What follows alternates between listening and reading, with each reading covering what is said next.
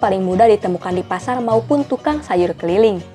Ada dua jenis kangkung yang ditanam petani, yaitu kangkung darat dan kangkung air.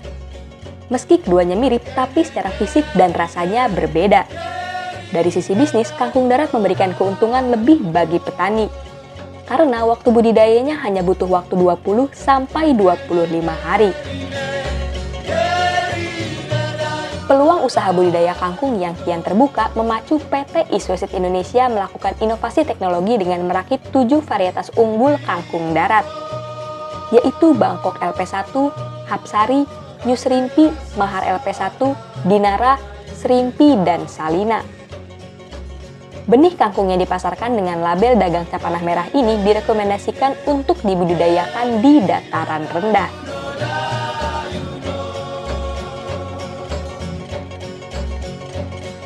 Yang perlu disiapkan dalam budidaya kangkung adalah lokasi budidaya. Sebaiknya lokasi yang digunakan dekat dengan sumber air.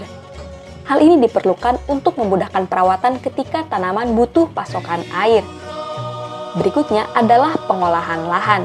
Lahan diolah dengan cara dicangkul atau menggunakan hand traktor supaya tanah menjadi lebih gembur, penambahan oksigen dan pembuangan air menjadi lebih baik serta rerumputan menjadi bersih.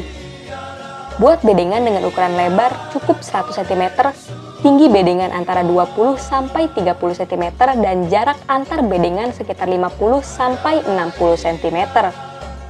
Sedangkan panjang bedengan disesuaikan dengan kondisi lahan yang digunakan. Pada tiap bedengan, taburkan pupuk kandang sebanyak 0,5-1 kg per meter persegi. Pupuk kandangnya boleh kotoran ayam atau pupuk kandang. Biarkan bedengan selama 2-3 hari sebelum ditanami.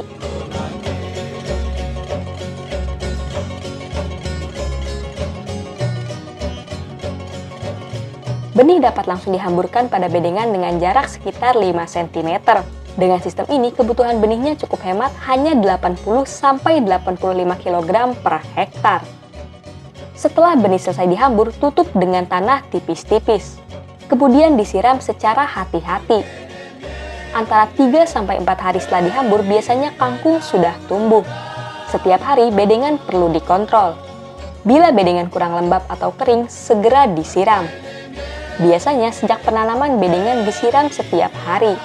Bahkan di musim kemarau penyiraman dilakukan 2 kali sehari, pagi dan sore.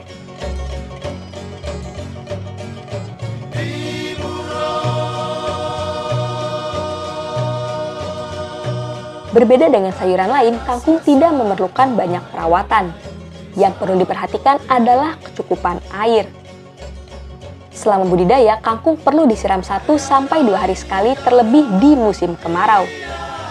Mengenai pupuk susulan, bisa diberikan atau tidak tergantung kondisi tanaman.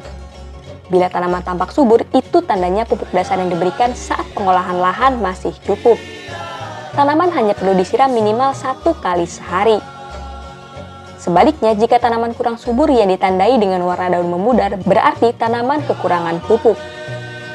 Pupuk susulan dapat diberikan seminggu sekali.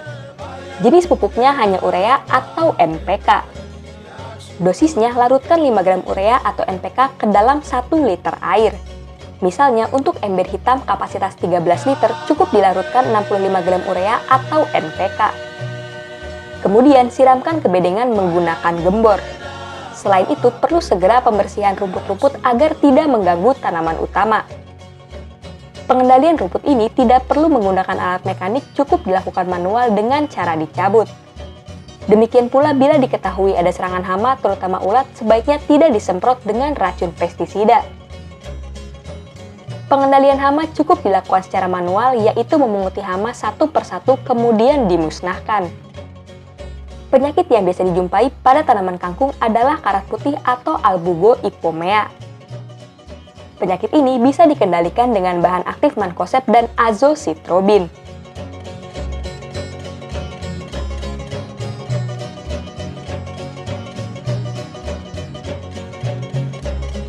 Panen kangkung bisa dilakukan dengan mencabut tanaman sekaligus akarnya.